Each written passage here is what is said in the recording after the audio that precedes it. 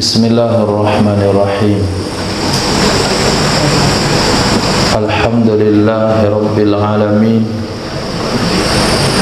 Wassalatu wassalamu ala sayyidina maulana Muhammadin wa ala alihi wa sahbihi ajma'in, amma ba'd. Rabbi yassir wa la tu'assir, Rabbi tamim bil khair. Rabbana syrah lana sudurana wa yassir lana umurana wa umural muslimin wahlul 'uqdatam min lisanina yafqahu qawlana. Bisanadina al-muttasil ila imamil khatimatil hufaz al-imam Jalaluddin As-Sayyuti rahimahullahu ta'ala, qaddasallahu sirrahu wa adama nafa'a bi ulumihi wa barakatihi wa nafahatihi wa madati karamati fid darini, amin. Hadis nomor 7857 dalam kitab Mustadrak Imam Hakim, diriwayatkan dari Sayyidina Abdullah bin Ja'far radhiyallahu ta'ala anhuma, hadis hasan. Baginda Nabi sallallahu alaihi wasallam bersabda, "Ma baina surrati wa rukbah auratun." Anggota antara pusar dan lutut adalah aurat. Ma baina surrah, anggota antara pusar, wa rukbah dan lutut, auratun adalah aurat. Ma bainal masyriqi wal maghribi qiblatun. Hadis dalam Sunan At-Tirmizi, Ibnu Majah, Mustadrak Imam Hakim, hadis sahih. Jarak antara timur dan barat adalah kiblat. Jarak antara timur dan barat adalah kiblat. Ini posisi Nabi bersabda di Madinah. Kalau hadis ini diriwayatkan di Indonesia, maka tidak bisa kita artikan barat dengan barat, karena kiblat ke arah barat. Jadi hadis dengan posisi riwayatnya di Madinah. Kadangkala hadis dipahami sesuai dengan waktu dan keadaannya. Kadang-kadang hadis dipahami dengan asbabul wurudnya. Kadang-kadang hadis dipahami dengan kondisi pada saat diriwayatkan. Sehingga mujtahid wajib mempelajari asbabul wurud dari hadis dan asbabun nuzul dalam Al-Quran supaya tidak salah paham. Sebagaimana firman Allah, wala tulku biaidikum ila tahluka. Ayat ini disalah tafsirkan oleh seorang tabi'in ketika melihat satu sahabat maju ke medan tempur sendirinya kemudian mati syahid. Sementara ayat itu maksudnya adalah kata salah seorang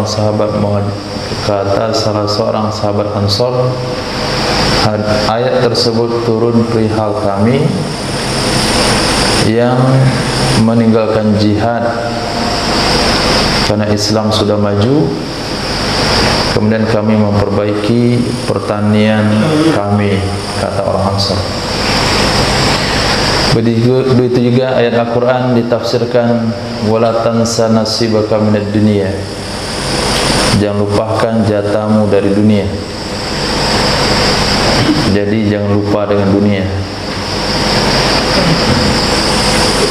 Harus pikirkan dunia dan sibuk dengan akhirat. Ini penafsiran orang-orang yang tidak memahami asbabun nuzul ayat tersebut. Sementara ayat itu dikhitabkan kepada Qarun laknatullah alaihi. Nah, begitu juga hadis di sini, kiblat antara timur dan barat. Antum pahami di Indonesia, nanti salah kiblatnya. Timur dan barat di mana itu?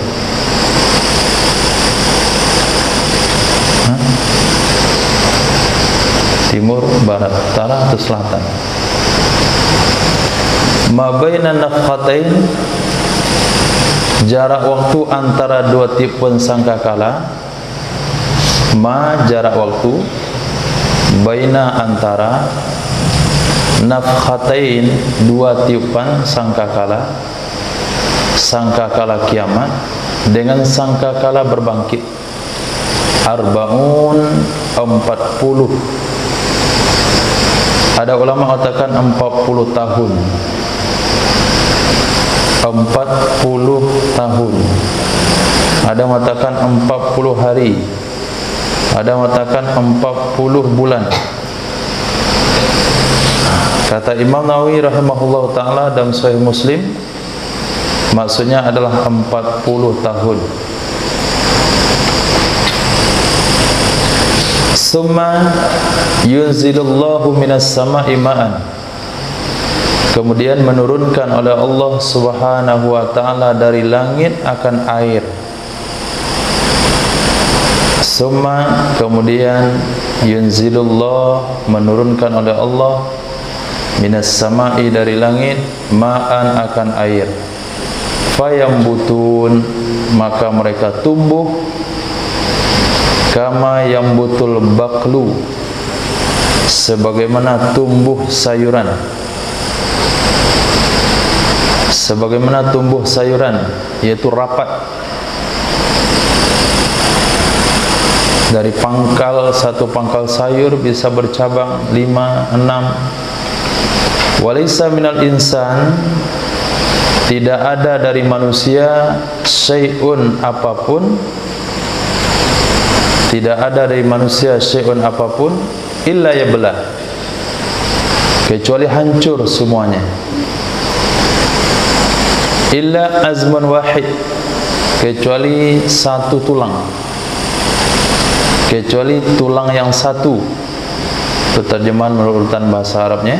Satu tulang, yakni ajbuz zanab, ujung ekor.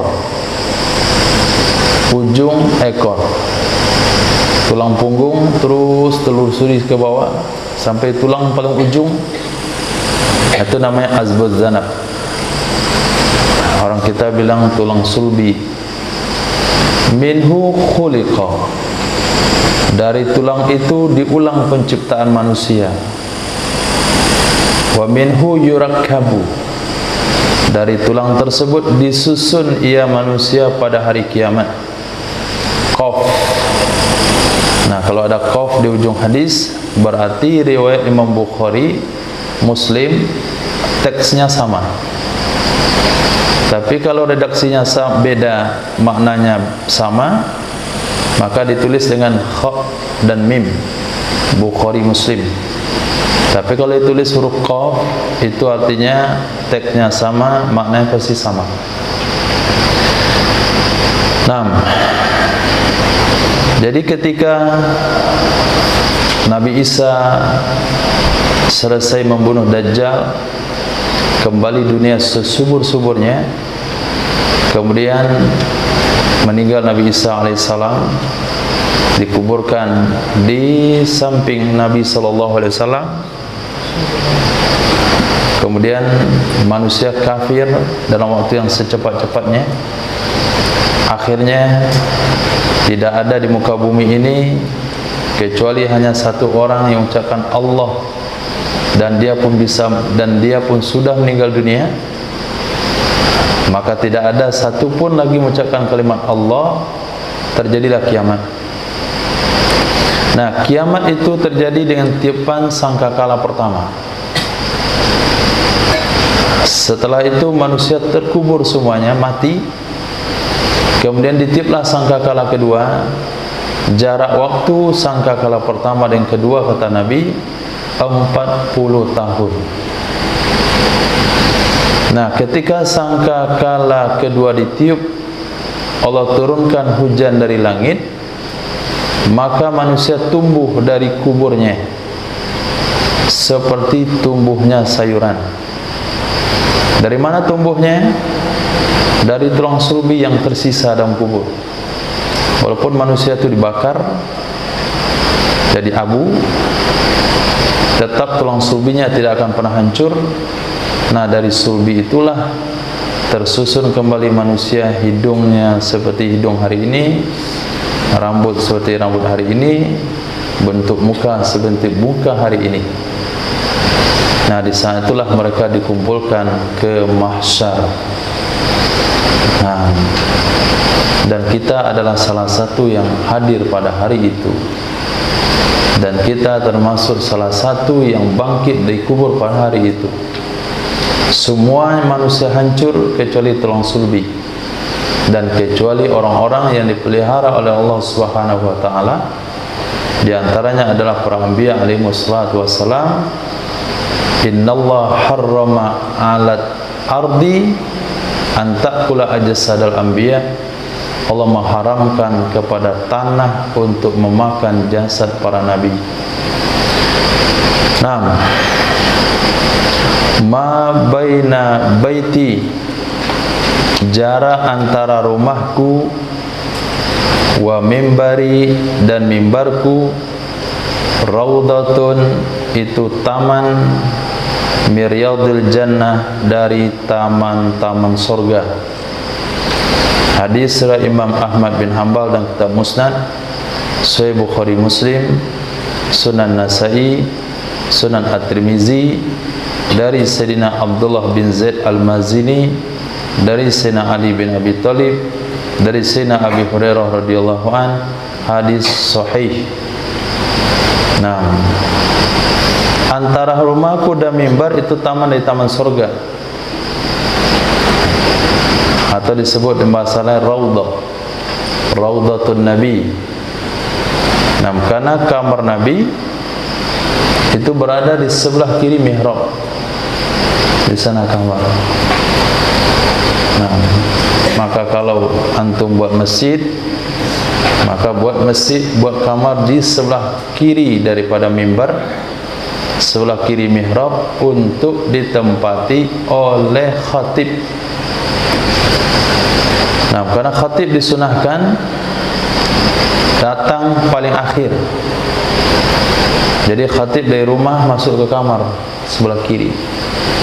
Nanti ketika azan, waktu sudah mau masuk, maka khatib keluar langsung dari kamar ke mimbar. Itu sunnahnya. Nah, tapi kalau terlambat datangnya dari rumah, takut terlalu terlambat, susah untuk diatur waktunya. Lagi pula itu membuat hilangnya khusyuk dari pengurus masjid. Nah, enggak usuk dia zikir. Nah, karena baginda Nabi SAW itu keluar dari kamar beliau, kemudian ucapkan salam kepada orang terdekat dari mimbar Nabi, kemudian ucapkan salam di tangga mimbar, kemudian ucapkan salam di atas mimbar. Jadi 3 kali khatib disunahkan mengucapkan salam ketika khutbah Jumat. Ma baina khalqi Adam, ma di sini maknanya manafi. Maaf, ma mausul. Ma baina khalqi Adam ila qiyamisa amrun akbar min dajjal. Ya, betul, manafi.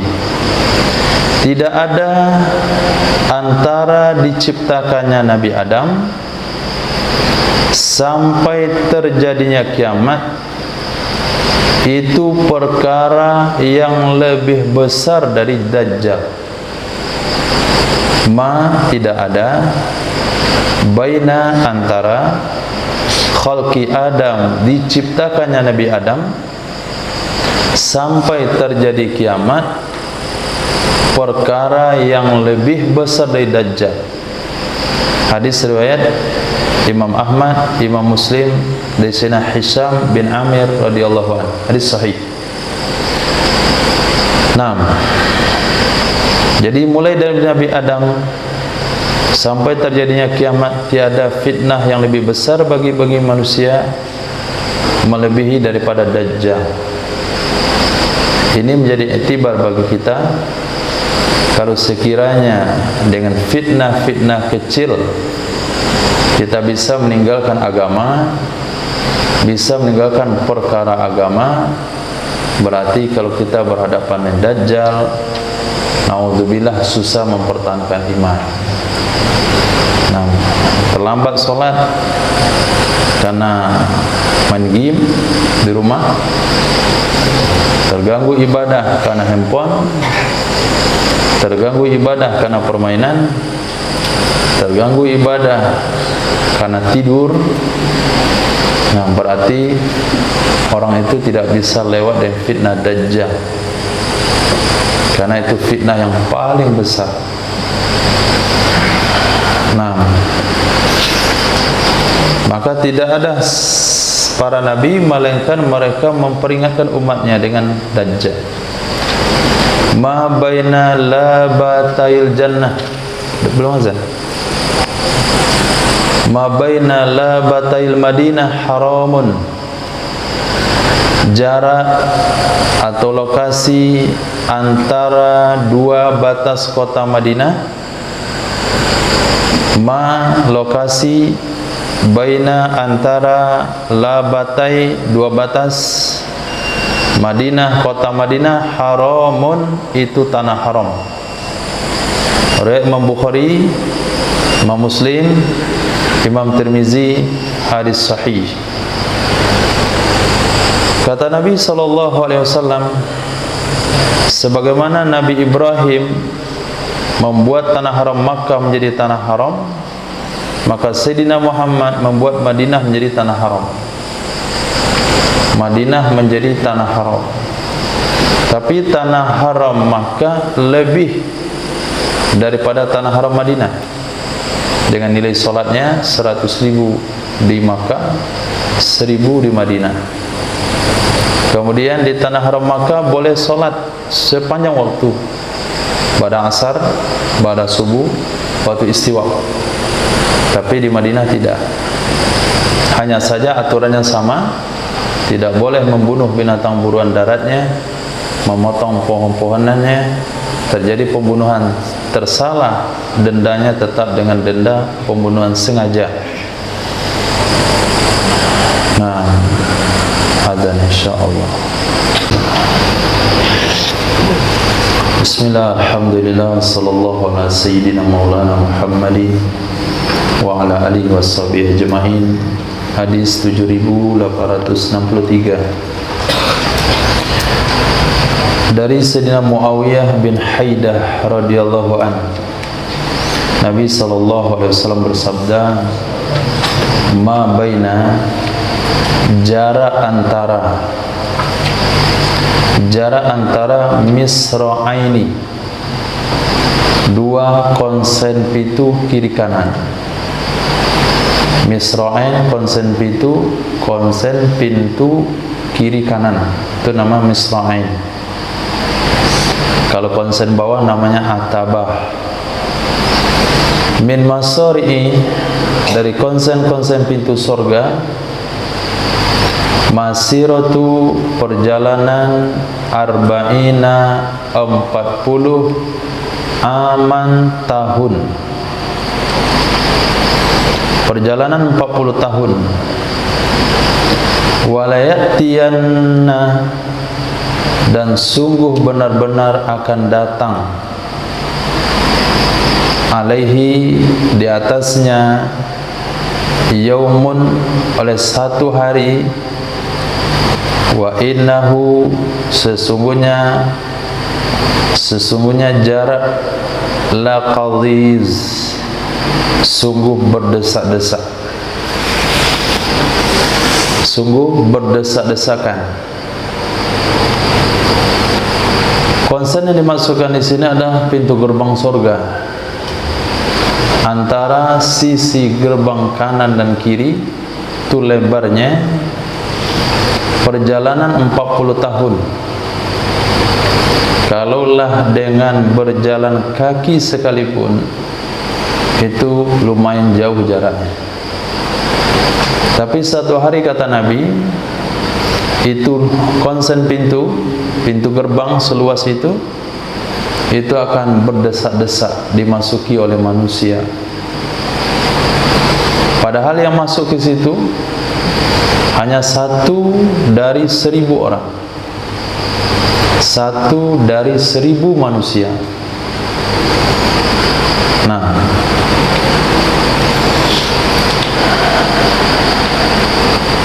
dan kita juga berharap kepada Allah kita bahagian daripada yang 1 orang.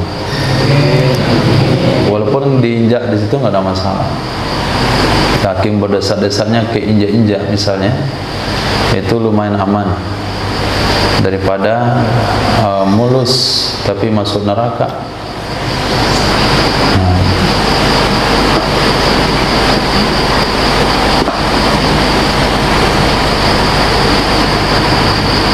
Dan hadis yang lain, satu sisi di neraka, ma baina mankibail kafir, jarak antara 2 bahu orang kafir, mangkib bahu, jarak antara 2 bahu orang kafir, bahu kanan dan kiri, finnar, kalau sudah sampai dalam neraka, masiratu salasati ayyam, perjalanan 3 hari, lirraqibil musri', bagi pengendara yang cepat. Hadis sahih riwayat Imam Bukhari Muslim. Di bahu kanan dan bahu kiri si kafir, Allah akan besarkan badannya sebesar-besarnya. Itu kalau berjalan orang memacu kudanya dari bahu kanan ke bahu kiri, itu 3 hari baru sampai. Kemudian riwayat yang lain, gigi gerahamnya, giginya 1 biji itu sebesar gunung Uhud. Kemudian kulitnya ditebalkan sejarah perjalanan Makkah Madinah. Itu ketebalan kulit dibuat oleh Allah. Itu apa gunanya kira-kira? Supaya seimbang dengan azab yang ada di dalamnya, dan supaya malaikat yang azab juga puas. Antum tidur diganggu nyamuk, pas itu ketangkap nyamuknya, kemudian membalaskan, melampiaskan sakit hati, itu rasa nggak puas kalau cuma badannya kecil, udah mati. Tapi coba nyamuknya agak besar dikit, sebesar kucing, itu kan melampiaskan sakit hatinya kan lumayan. Bisa diputar kepalanya, tarik kakinya. Jadi tidak seimbang. Kalau orang kafir masuk ke dalam neraka seperti tubuhnya hari ini, tubuhnya hari ini itu nggak cocok dengan api neraka, nggak cocok dengan kemarahan malaikat Zabadiyah. Bagaimana biar seimbang, biar lebih pedih, lebih puas nyiksanya, Allah bikin badannya besar. Digambarkan di sini, bahunya kiri dan kanan jaraknya 3 hari perjalanan. Ini bukan hadis dhaif, Sahih Bukhari Muslim. Nah, kulitnya ditebalkan setebal Makkah Madinah. Berapa kilo ketebalan kulitnya? Gigi satunya sebesar Uhud. Gigi jumlahnya kan 33. Antum susun saja gunung Uhud, di bawah 16 misalnya, atau di atas 16, sebesar itu giginya. Sebesar apa mulutnya? Nah, sebesar apa kepalanya? Nah, itu kan enak malaikat mukulnya itu. Enak gitu. Ini sudah selesai azabnya. Jadi untuk apa malaikat dibuatkan bengis begitu kalau cuman objek sisanya kecil? Nah, sementara ahli surga dibesarkan oleh Allah setinggi Nabi Adam alaihissalam, yaitu 30 hasta, 15 meter. Nah, tinggi kita nanti di surga 15 meter. Yang kecil-kecil hari ini sabar, ditinggikan 15 meter.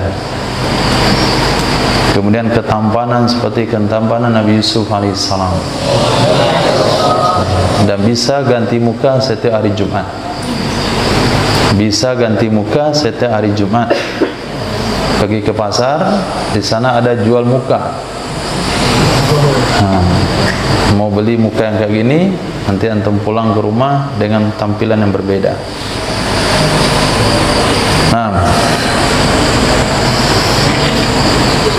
Hadis berikutnya Nabi SAW bersabda, "Ma tajalasa qaumun," tidaklah duduk. Tajalasa mana saling duduk, maknanya bersengaja duduk bersama. Qaumun oleh kaum, majlisan akan satu majlis, falam yunsid ba'duhum li ba'din, lalu tidak menyimak oleh sebahagian mereka bagi sebahagian yang lain, kecuali nuzi'a min dzalikal majlis, dicabut dari demikian majlis akan keberkahan. Seulang, tidaklah sengaja duduk oleh satu kaum dalam satu majlis, lalu tidak menyimak oleh sebahagian mereka bagi sebahagian yang lain, melainkan dicabut dari demikian majlis akan keberkahan. Keberkahan maghfirah dari majlis, kumu maghfirah lakum, berdirilah dosa kalian diampuni, qad budilat sayyi'atum hasanat, kebaikan kalian sudah diganti dengan kebaikan. Di akhirat kelak, ainal mutahabbina fiyya, mana orang-orang yang saling mencintai karena aku, yaitu orang duduk dalam majlis. Keberkahan itu tidak ada kalau sekiranya dalam majlis tersebut satu orang menyampaikan nasihat agama, kemudian sebahagiannya juga berdiskusi tentang nasihat agama.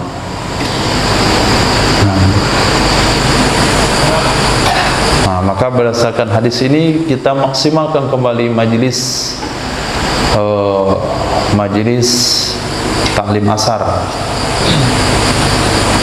Majlis taklim asar, yang baca taklim belum boleh memulai sebelum semuanya betul-betul membentuk halaqah yang rapi. Tidak ada ngobrol satu sama lain, walaupun satu hadis, tapi ada keberkahannya. Begitu juga dalam majlis-majlis yang lain. Maka saya nggak mau lihat ada ngobrol dalam majlis. Ada yang sibuk sendiri dalam majlis. Karena jangan sampai asbab kita orang lain rugi. Kalau rugi sendiri itu kan lumayan, nggak nyusahin orang. Ini kehadiran kita merugikan orang lain. Orang yang seharusnya pulang dengan keberkahan majlis, tapi karena kita tidak tahu dengan adab majlis, akhirnya orang lain tidak dapat.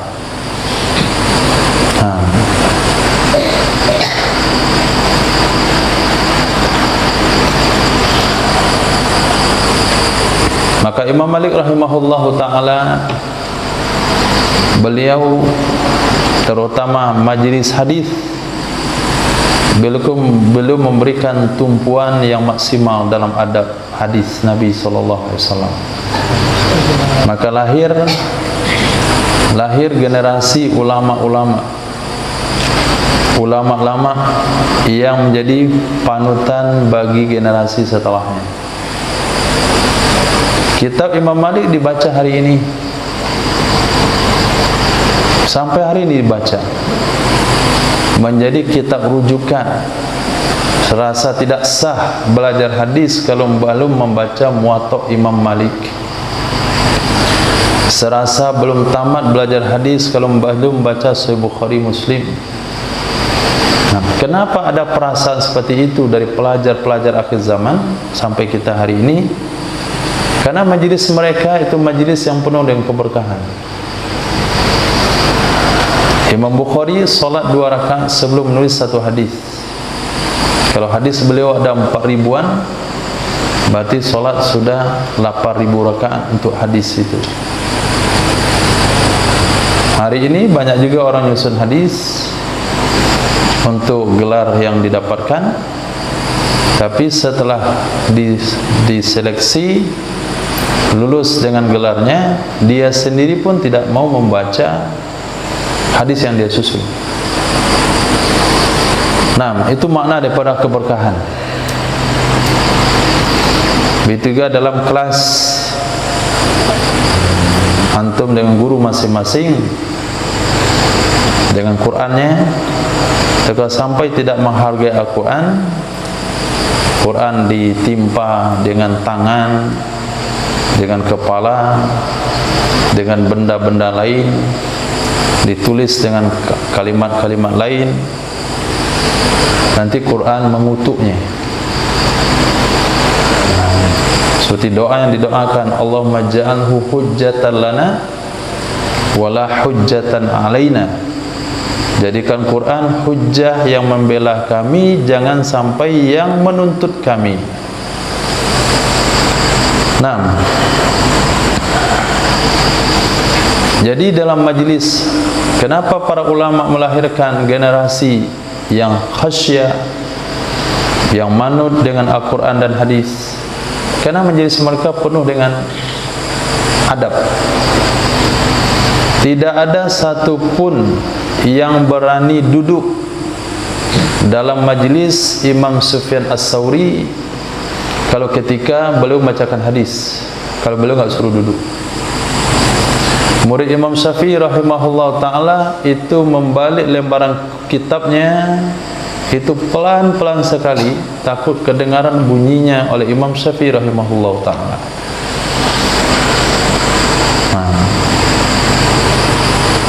Bisa dipahami. Nah, di sana letaknya keberkahan. Nah, kalau sekiranya sebahagian tidak menyimak bagi apa yang disampaikan, maka keberkahan dicabut oleh Allah dari majlis tersebut. Ma tajarra'a abdun, tidak menelan oleh seorang hamba. Tajarra'a, tidak menelan oleh seorang hamba jar'atan, akan satu telan, akan satu tegukan, afdola, yang lebih baik, indallahi, di sisi Allah, min jar'ati ghaizin, dari menelan kemarahan, dari menelan kemarahan, kadhomaha, yang menahan ia seseorang akannya marah, ibtigha'a wajhillah, karena mencari ridho Allah subhanahu wa ta'ala. Hadis hasan riwayat Sayyidina Abdullah bin Umar dan kitab Musnad Muhammad bin Hanbal dan kitab Syarah Kabir Imam Tabrani. Nah,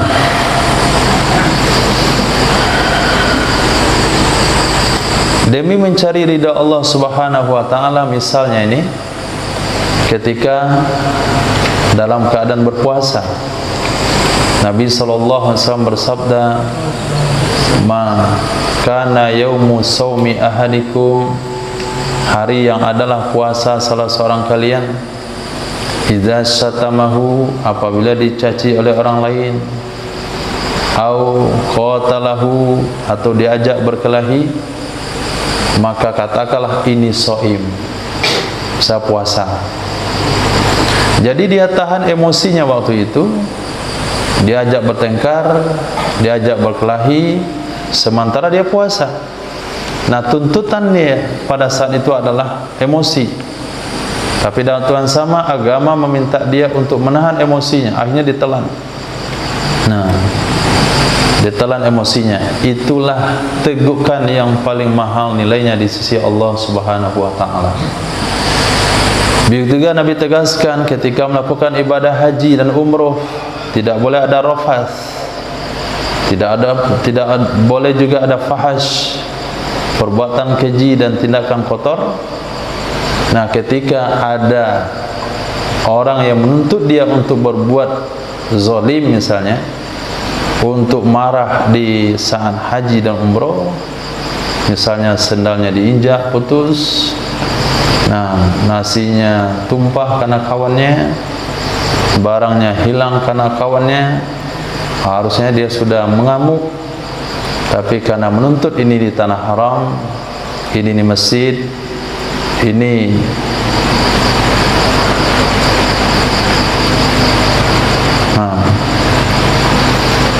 tidak diizinkan oleh Allah dan Rasulnya, akhirnya dia tahan emosinya, maka itulah yang paling mahal di sisi Allah Subhanahu wa ta'ala. Matahabbasnani, tidak saling mencintai dua orang. Matahabba, tidak saling mencintai, isnani, dua orang, fillah, karena Allah, fillah, karena Allah Ta'ala, kecuali kana afdaluhuma, adalah yang paling baik dari dua orang tersebut, adalah yang paling baik dari dua orang tersebut, asyaddahuma, yang paling kuat dari kedua-duanya, hubban li sahibih, mencintai bagi temannya. Hadis riwayat Imam Bukhari dan Sunan dan kitab Adabul Mufrad, Imam Ibn Hibban dan sahihnya, Imam Hakim dan kitab Mustadraknya, hadis sahih dari Sayyidina Anas bin Malik. 6.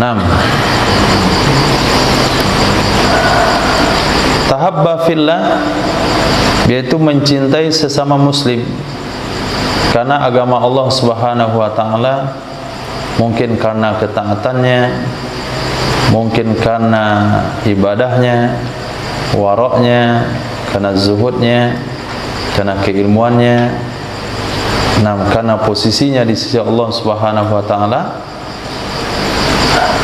sama-sama belajar agama, sama-sama mendakwakan agama.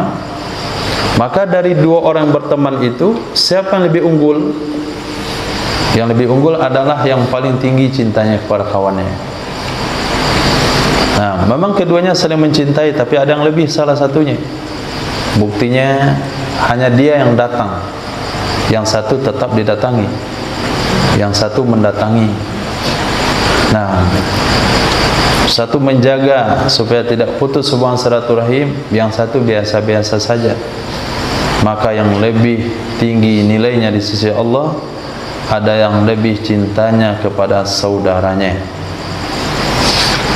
Fadilahnya di akhirat kelak, orang yang saling mencintai karena Allah, dalam hadis berikutnya, matahabba rajulani, tidaklah saling mencintai dua orang, fillah, karena Allah Subhanahu wa ta'ala, kecuali wada'allahu lahuma, meletakkan oleh Allah bagi dua orang tersebut akan kursi, ya kursi tempat duduk, fa ujlisa, maka didudukkan dua orang itu, alaihi, di atasnya kursi, sehingga selesai Allah dari hisab, sehingga selesai Allah dari hisab.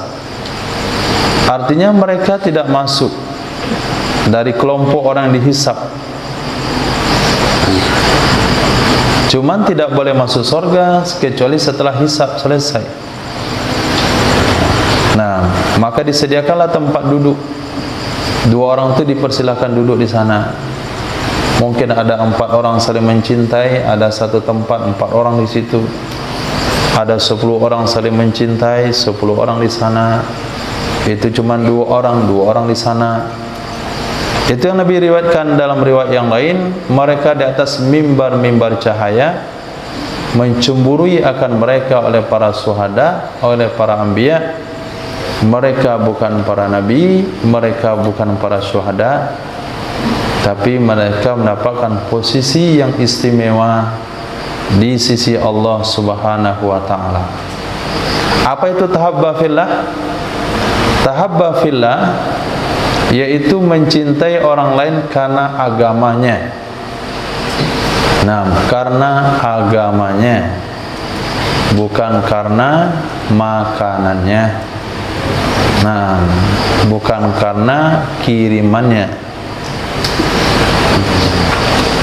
bukan karena sifat pemurahnya. Banyak orang mencintai orang lain karena sifat pemurahnya. Itu bukan tahabba fillah. Itu karena ada keuntungan di dalamnya. Ini semata-mata karena agamanya. Kita lihat dia rutin sholat di saf pertama. Nah, dia sungguh-sungguh dengan Al-Qur'annya. Kita lihat gerakan sholatnya maksimal, bagus sekali. Sholat sunatnya lama. Nah, kemudian pulang kampung itu bisa menjadikan hidupnya masjid dan musola karena faktor itu. Nah,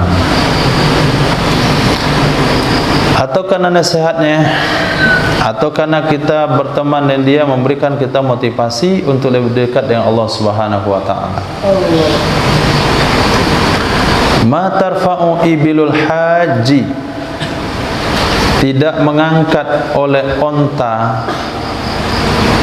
Ma tarfa'u, tidak mengangkat, ibilu, oleh onta, haji, orang melakukan ibadah haji, rijlan, akan kakinya, wala tada'u yadan, dan tidak meletakkan ia onta akan tangannya, dan tidak meletakkan ia onta akan tangannya, kecuali kataballahu ta'ala lahu, menulis oleh Allah Subhanahu wa taala, lahu, baginya seseorang, biha, dengannya,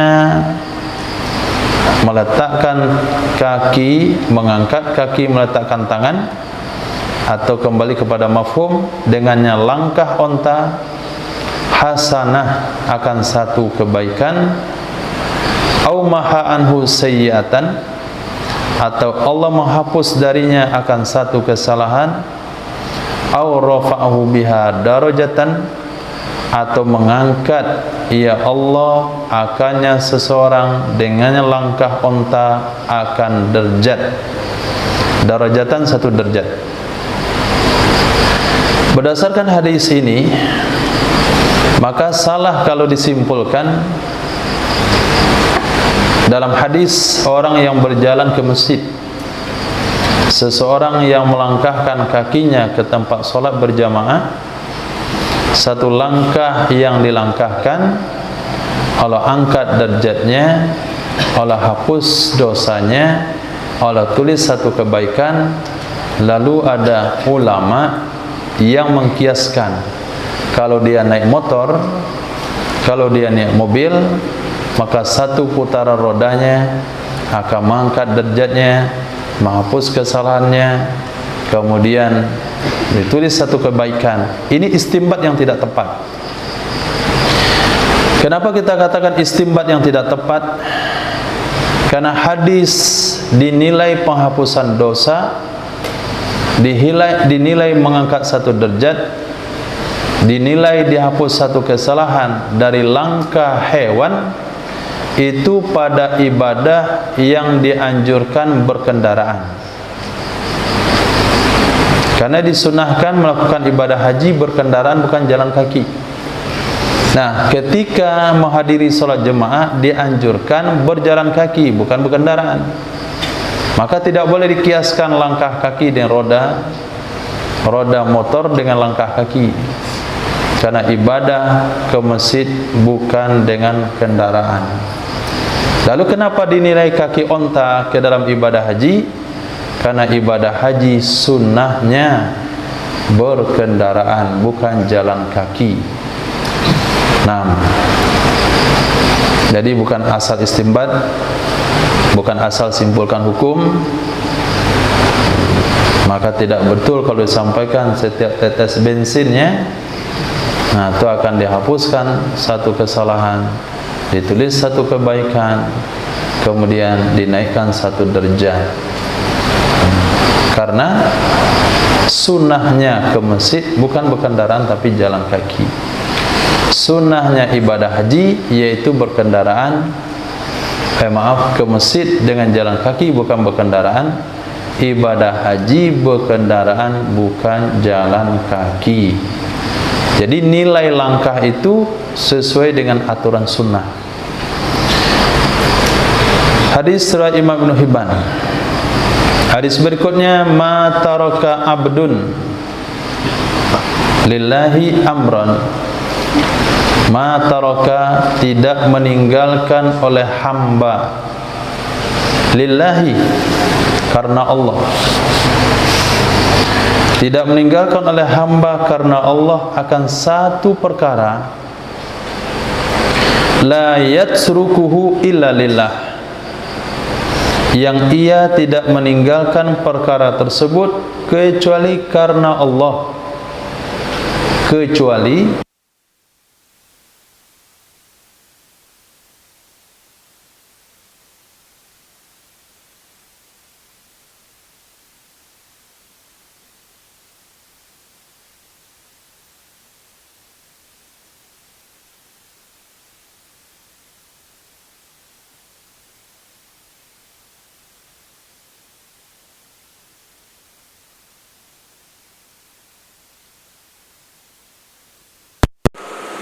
minhu, darinya perkara yang ditinggalkan, fidi, untuk agamanya, dan dunia. Ini prinsip hidup muslim. Prinsip hidup seorang muslim. Misal, antum ditawarkan satu pekerjaan, tapi di pekerjaan tersebut tidak bisa sholat berjamaah. Maka dia tinggalkan pekerjaan tersebut karena Allah, karena alasan agama. Saya tidak terima pekerjaan itu karena menghalang saya untuk sholat jamaah. Maka Allah akan gantikan kepadanya pekerjaan yang lebih baik dari pekerjaan yang ditinggalkan tersebut untuk dunia dan agamanya. Antum berikan sejenis uang, uangnya agak subah-subah sedikit. Nah, ini ada sumbangan dari satu bank misalnya, untuk pembangunan masjid antum, untuk pembangunan mushola, untuk pembangunan pondok pesantren. Jumlahnya lumayan. Nah, kalau kita tinggalkan uang tersebut karena ada nilai subhat, karena tidak 100% halal, karena diragukan kehalalannya, bahkan jelas keharamannya, ditinggalkan karena Allah, maka Allah akan ganti dengan jumlah yang lebih banyak, jumlah yang dengan kualitas yang lebih baik dari yang kita tinggalkan untuk dunia dan akhirat. Begitu juga pergaulan, begitu juga peluang-peluang yang lain, begitu juga pertemanan, begitu juga benda-benda. Nah, benda-benda apa saja? Apa saja bentuknya? Kalau sekiranya kita tinggalkan karena mengganggu agama, karena mengganggu ibadah, kita tinggalkan karena Allah, maka Allah gantikan yang lebih baik. Nah, termasuk calon. Saya mau dengan antum kalau jenggotnya dicukur. Kalau cukur jenggotnya, saya terima lamarannya. Antum cukur jenggot saat itu, ya itulah yang dapat. Tapi kalau antum tolak, Allah akan kasih yang lebih baik dunia dan akhirat. Nah, paham prinsipnya? Jadi standarnya ridha Allah dan Rasulnya. Kalau orang mengikuti ridha Allah dan Rasulnya, jangan ngobrol.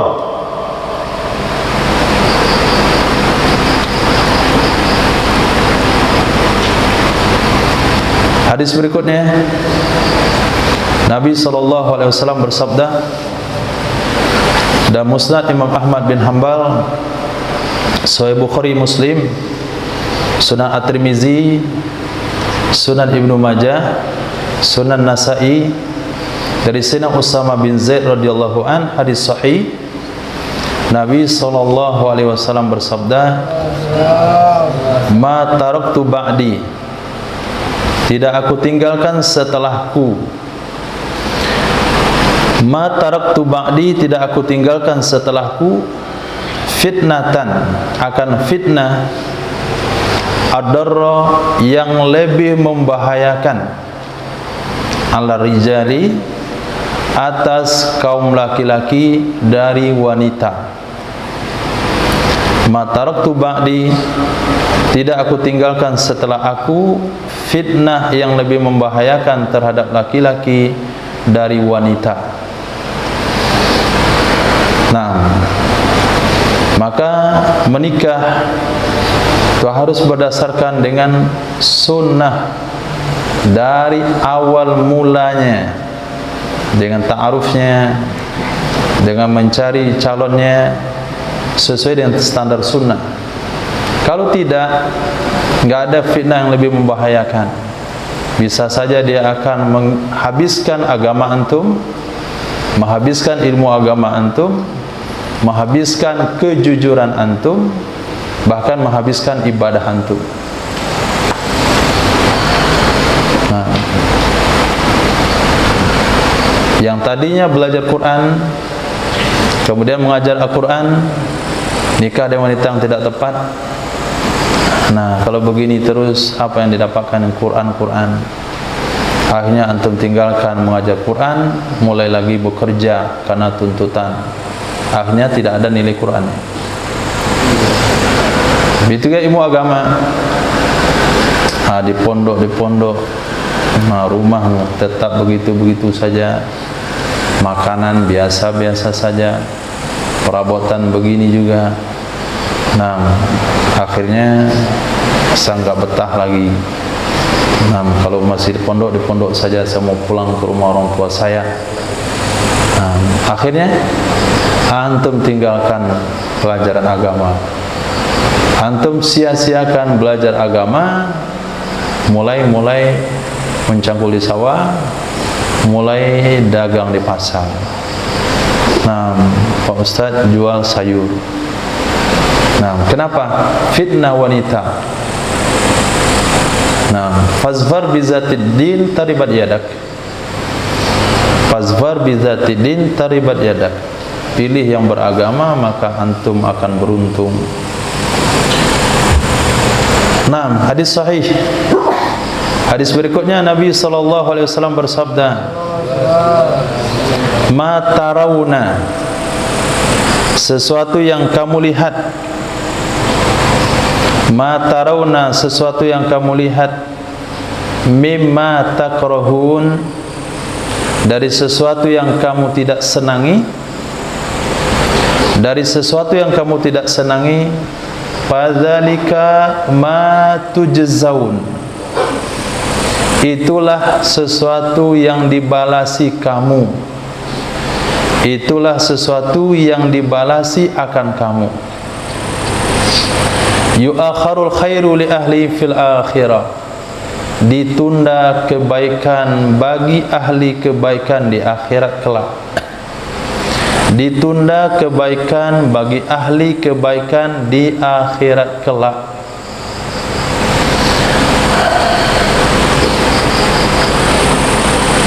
Nah, kerugian dalam berusaha, bangkrut dalam bisnis, kebakaran, hancur, hilang, hanyut dari banjir dan sebagainya, itu balasan dari dosa yang dilakukan oleh seorang mukmin. Nah, kenapa Allah tidak balasi dengan ibadah solatnya yang rutin? Kenapa Allah tidak perbaiki usahanya dengan puasa sunatnya? Kenapa Allah tidak permudah urusannya dengan sedekah dan infaknya? Dijawab oleh Nabi, kebaikan itu ditunda bagi ahlinya di akhirat. Kebaikan ditunda bagi ahlinya di akhirat kelak.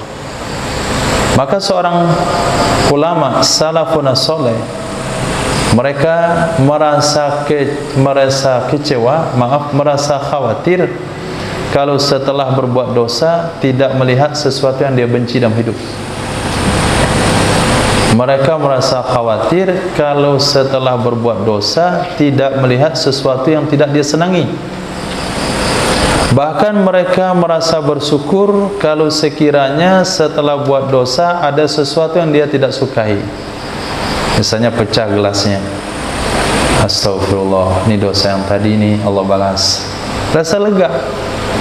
Bahkan salafun saleh sebagian mengatakan, saya tahu dosa apa yang saya lakukan ketika saya lihat tindakan budak saya yang jelek akhlak dan perangainya.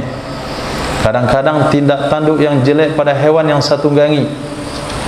Kenapa? Karena konsepnya dalam kehidupan ahli khair, orang-orang kebaikan, ditunda efek amal baiknya, disegerakan efek amal jeleknya.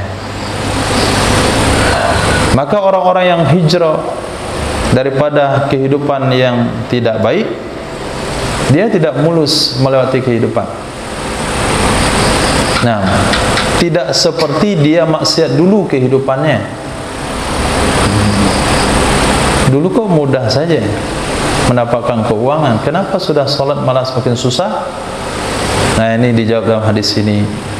Allah berusaha membayar sedikit dari pelanggaran dosa-dosa yang lama, sehingga pulang di akhirat kelak tidak ada dosanya, dia terima secara total kebaikan yang dia buat. Maka orang kafir kalau dia bersedekah langsung maju usahanya. Kalau orang beriman tunggu dulu. Nah, mungkin dibersihkan dulu dosa dan dosanya. Kalau sudah habis, baru Allah timpakan sedikit daripada keberkahan dari amal baiknya. Karena kebaikan ahli khair itu di akhirat kelak. Nabi bersabda, ad-dunya darul amal wal akhiratu darul jaza. Nah, dunia itu tempat beramal, balasannya di akhirat kelak. Ma tastaqillu syamsu, tidaklah terbit matahari. Tastaqilu terbit dan terangkat. Tidaklah terbit dan terangkat matahari. Fayabqa syai'un, lalu tersisa sesuatu dari makhluk Allah. Fayabqa syai'un, tersisa sesuatu, kekal sesuatu dari makhluk Allah, melainkan sabbahallaha bihamdih, dia bertasbih memuji Allah. Dia akan bertasbih kepada Allah dengan memujinya, kecuali makana minasyayatin, sesuatu yang ada ia dari setan, wa aghbiya bani Adam, dan orang-orang bodoh dari manusia. Nah, Allah SWT berfirman, wa im min syai'in illa yusabbihu bihamdih walakin la tafqahuna tasbihahum. Tidak ada satu apapun kecuali bertasbih memuji Allah, namun kalian yang tidak paham tasbih dan zikir mereka. Jadi ketika matahari terbit, terangkat kadar satu tombak, itu semuanya berzikir memuji Allah. Batu, kayu, yang bernyawa, yang tidak bernyawa, karpet yang tempati, tembok, jalan yang dijalani, benda yang dipegang, pakaian yang dipakai, semuanya bertasbih memuji Allah, kecuali dua. Pertama setan, yang kedua manusia-manusia aghbiya yang bodoh. Nah, maka saking tingginya nilai tasbih ketika matahari terangkat, maka orang yang sholat 2 rakaat pada saat itu dinilai seperti haji dan umroh yang sempurna. Ma tashhadul malaikatu, tidak menyaksikan oleh malaikat, min lahwikum, dari permainan kalian, kecuali ar-rihan. Ar-rihan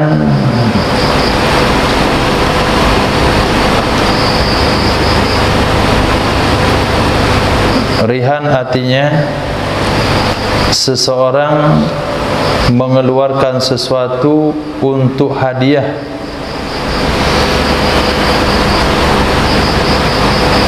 sebagai perlombaan yang diperlombakan dalam bab memanah atau berkuda, wan-nidal, dan memanah. Ar-rihan artinya satu orang mengeluarkan hadiah untuk sebuah perlombaan yang dibenarkan dalam Islam. Yang kedua, an-nidal, berlatih atau bermain memanah. Kalau sekiranya berlomba 3 orang dan ketiganya mengeluarkan hadiah, maka hukumnya haram.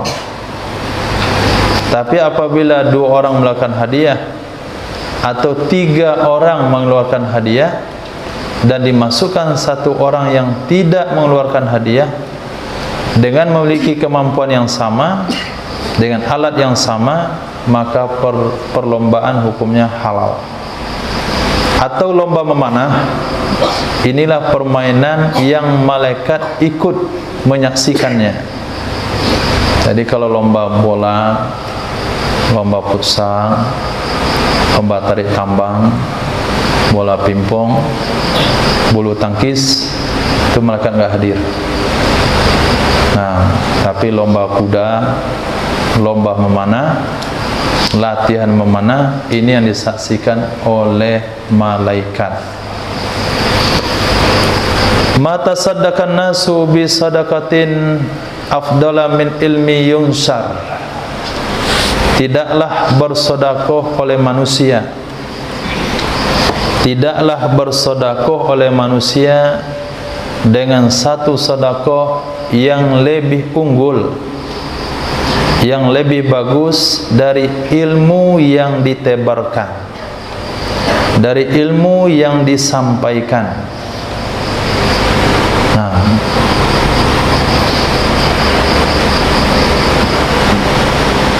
Maka sedekah yang paling baik dalam hal ilmu adalah ilmu amali, ilmu yang dipraktekkan dalam kehidupan seseorang, apalagi prakteknya setiap hari. Misalnya wudu, misalnya solat, ini yang lebih unggul. Kalau kita bimbing seseorang melakukan ibadah haji misalnya, itu mungkin dikerjakan sekali saja, habis. Kalau kita bimbing misalnya dalam praktek puasa, mungkin bulan Ramadan. Tapi kalau bisa kita membetulkan ibadah wudu, ibadah solat, dan dia akan lakukan setiap waktu 1 jari saja. Begini cara tasahud, begini cara tasahud yang benar, dia pakai seumur hidup, itu berapa kira-kira nilainya? Nah, apalagi kalau sampai dari tegak kaki berdiri lurus, posisi tangan di lutut, posisi mata, posisi pakaian, jangan sholat dengan kain yang terlipat, jangan rapatkan kaki, fikrul hanif, kaki dengan kaki harus dijaga jarak. Bukan hanya kaki dan kaki, lutut juga berjarak antara lutut dan lutut. Tidak boleh ruku, tidak boleh sujud dengan lutut yang rapat. Nah, tapi lutut yang renggang, jaraknya 1 jengkal antara kaki dan kaki, lutut dengan lutut.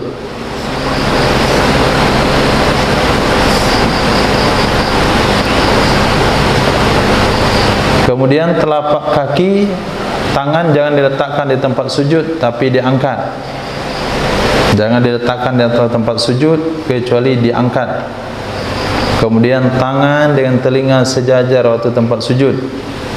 Kemudian perut dirapatkan sehingga bisa lewat kucing di dalamnya, di bawahnya. Kemudian sorban yang sampai menutupi dahi, celana jangan sampai menutupi mata kaki, sorban yang lebih daripada 1 hasta. Kemudian jangan berpaling setelah solat maghrib dan subuh, kecuali setelah membaca la ilaha illallah daulah syarikalah, lahul mulku wa lahul hamdu yuhyi wa yumiit wa huwa ala kulli syai'in qadir sebanyak 10 kali. Nah, praktek amali yang seperti ini yang nilainya besar, yang kita lihat nanti di akhirat kelak. Nah, berapa orang yang ikut solat secara sunnah karena antum didik, karena antum bimbing, antum perhatikan sebagai seksi ibadah, sebagai hawari, sebagai senior.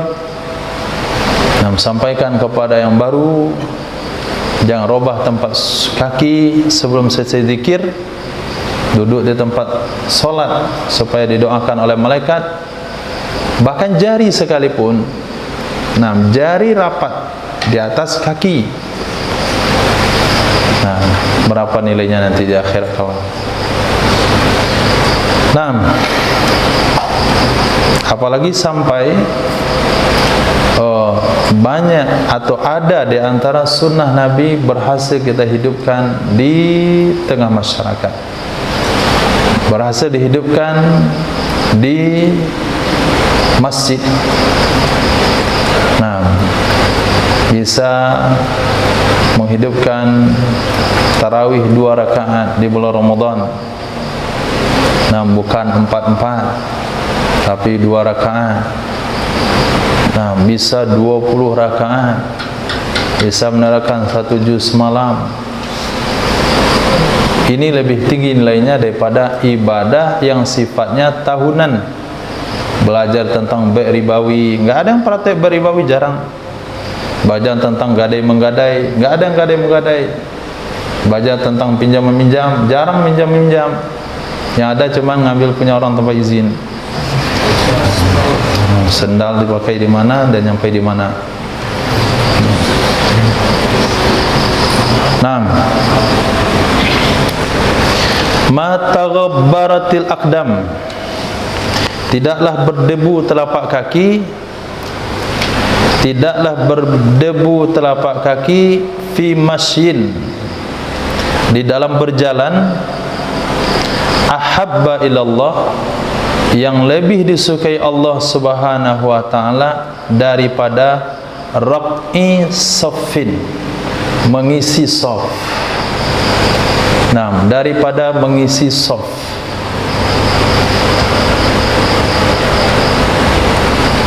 Berdebunya telapak kaki ketika dalam medan jihad, berdebu telapak kaki ketika berjalan ke masjid, berdebu telapak kaki ketika wukuf di Arafah, ketika melempar jamrah, ketika sa'i Safa dan Marwah, ketika tawaf keliling Ka'bah, ketika jolah dari kampung ke kampung.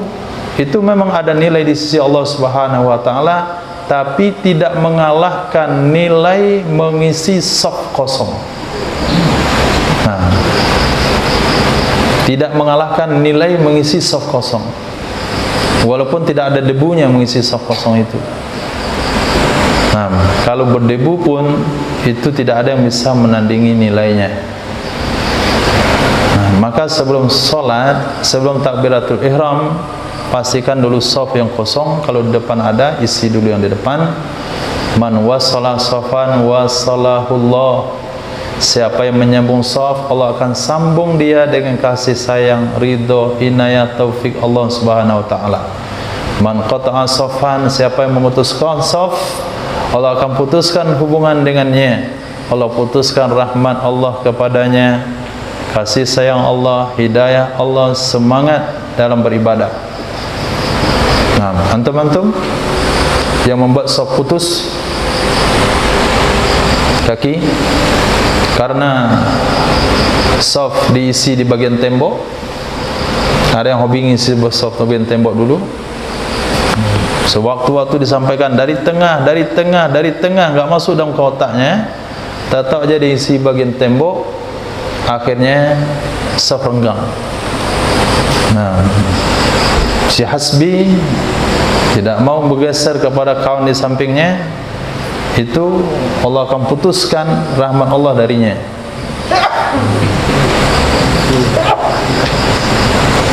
Bagaimana cara standar merapikan saf? Saya yang merapat ke dia atau dia yang merapat ke saya? Standarnya adalah imam. Nah, kalau kita berada di sebelah kiri imam, maka kita yang merapat ke sini. Kalau kita yang berada di kanan imam, kita yang merapat ke tengah. Standarnya ke tengah. Bukan saya duluan di sini, kamu yang merapat ke sini, masa saya merapat ke situ.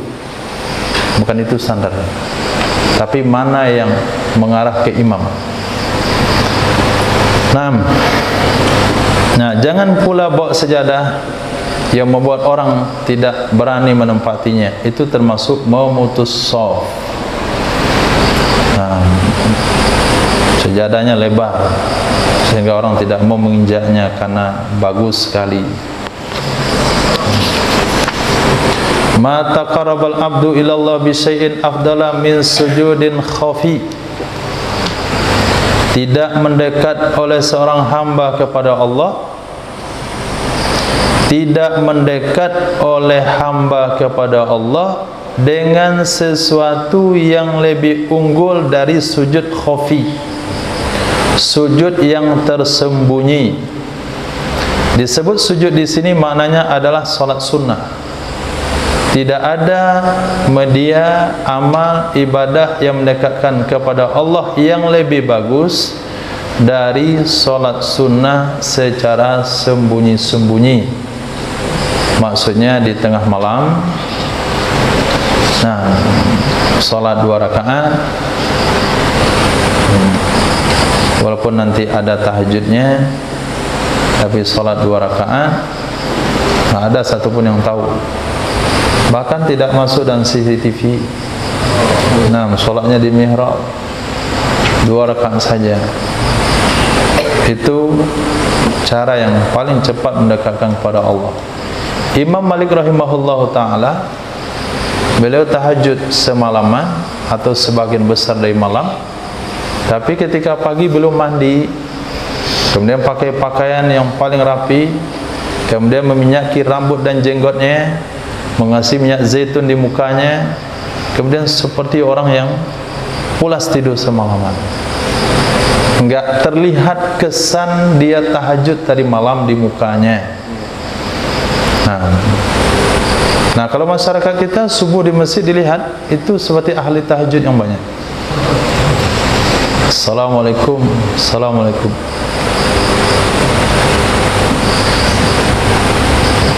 Nah, itu tahajud semalaman tadi. Nah, jangan iri saya mengantuk, saya tahajud sepanjang malam. Nah, pada tidur sepanjang malam. Jadi kondisi keadaannya di subuh hari menunjukkan dia ahli tahajud. Tapi Imam Malik rahimahullah ta'ala menyembunyikan kondisi seperti itu. Tidak mau terlihat di matanya atau di mukanya kesan orang tahajud, dihilangkan. Hadis berikutnya, 2 hadis terakhir.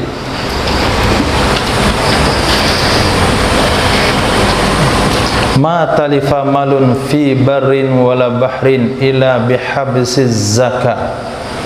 Hadis sahih riwayat Sayyidina Umar bin Khattab, tidak hilang harta baik di darat maupun di laut kecuali dengan menahan zakat.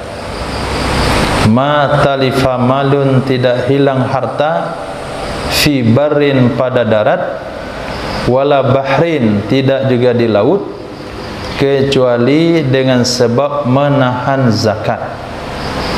Jadi orang yang membayar zakat, hartanya tidak akan pernah ditimpa musibah. Kalau sekiranya seorang muslim sudah bayar zakat dalam perhitungannya tapi tetap ditimpa musibah, ada 2 kemungkinan. Satu, zakat tidak disalurkan sesuai dengan yang sah menurut pandangan syariat, ada kemungkinan zakatnya tidak sesuai dalam perhitungan sehingga ada yang belum terkeluarkan. Karena janji Nabi dalam hadis ini, tidak akan rusak, tidak akan hilang harta baik di darat maupun di laut, kecuali penyebabnya yaitu zakat tidak ditunaikan. Ma tawaddasnani fillah, tidaklah saling mencintai dua orang.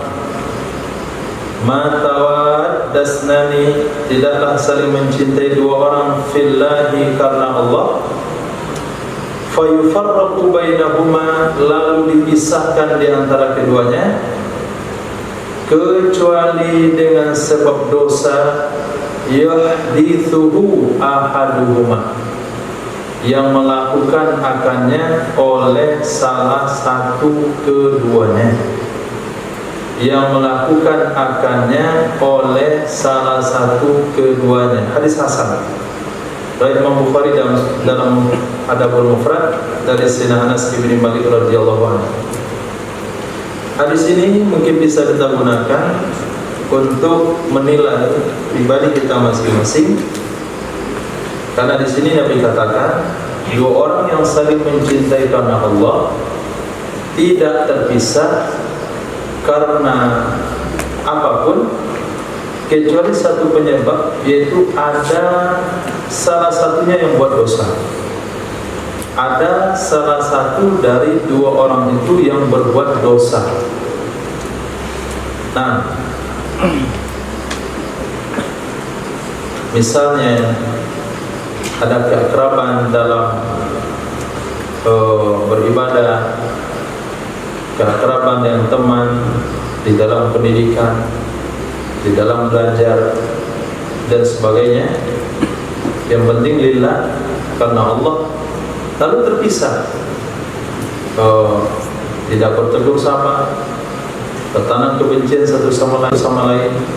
Itu penyebabnya, kata Nabi, ada dosa yang diperbuat oleh salah satu keduanya. Kalau sekiranya itu ada antara kita dan kita, teman dengan teman, satu level lah, itu mungkin sesuatu yang membuat kita saling berpikir satu sama lain.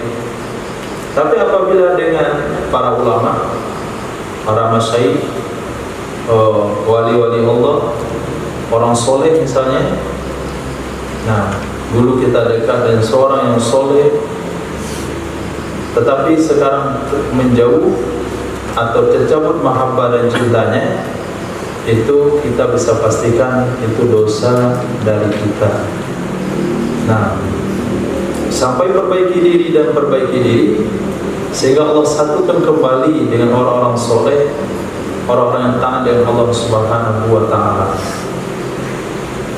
Begitu juga ulama katakan dengan pemahaman yang lebih kepada bertemu dengan Nabi SAW dalam mimpinya.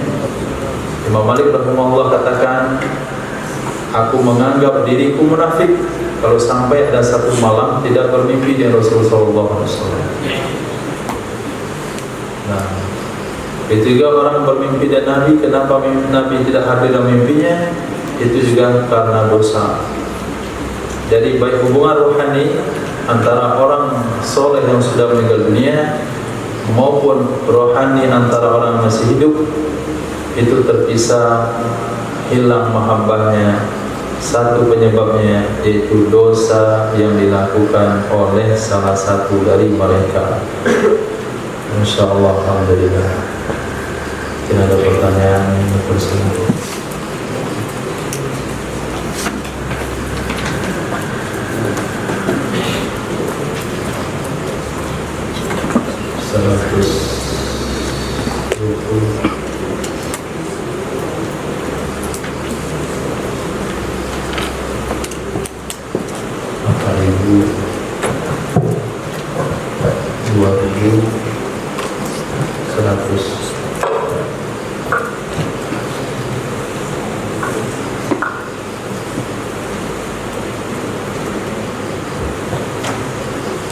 Allah ya karim, insyaallah.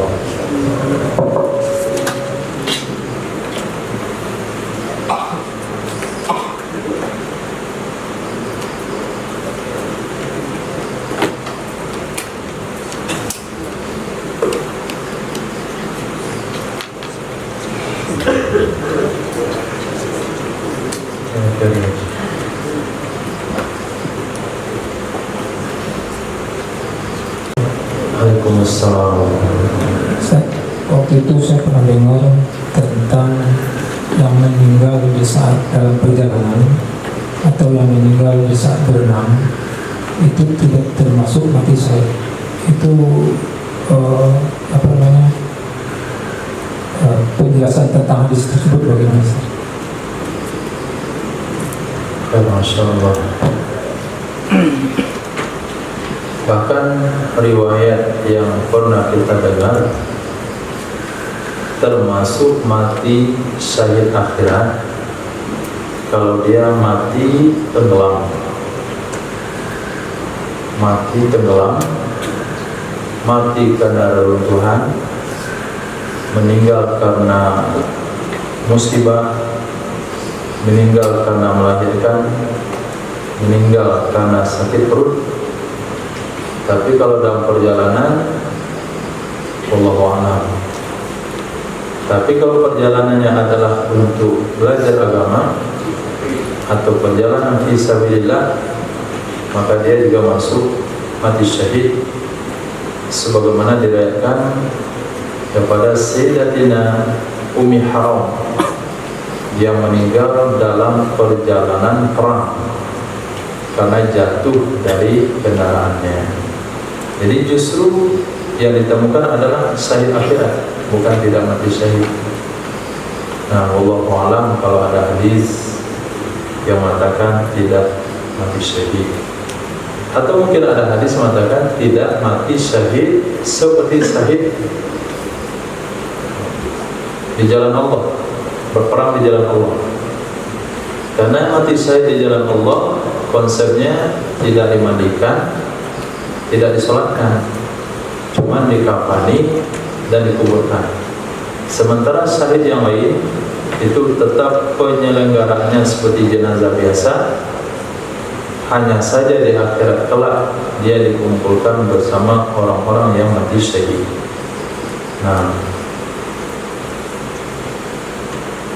Masya Allah, la haula wala quwwata illa billah. Cukup insyaallah. Mohon maaf kalau ada salah dari dengar. Subhanallah wa bihamdihi, subhanallahumma wa bihamdika, asyhadu an la ilaha illa anta, astaghfiruka wa atubu ilaik. Subhanaka rabbil izzati amma yasifun, wassalamu ala mursalin, walhamdulillahi rabbil alamin.